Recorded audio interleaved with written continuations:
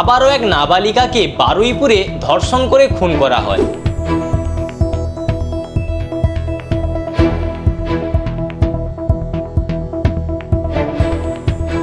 শোনা যাচ্ছে 4 জন দুষ্কৃতী মিলে এই দুষ্কর্ম করে, তাদের মধ্যে একজন ধরা পড়ে ও গণপিটুনিতে মারা যায়।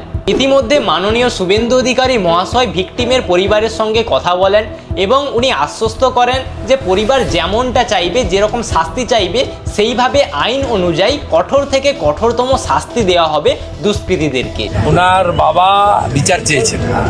জঘন্যতম ঘটনা, সিট গঠন হয়েছে।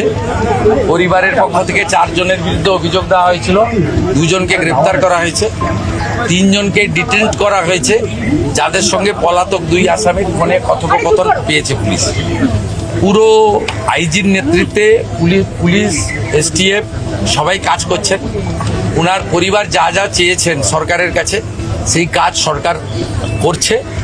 আমি আশা করি যে তদন্তের মাঝপথে আমার না বলাই ভালো, কিন্তু এটুকু আমি বলে দিচ্ছি, পরিবার যেভাবে জাস্টিস চেয়েছেন, পরিবার সরকার এবং পুলিশের কাছ থেকে যে যে সহযোগিতা চেয়েছেন সেটা তারা পাবেন।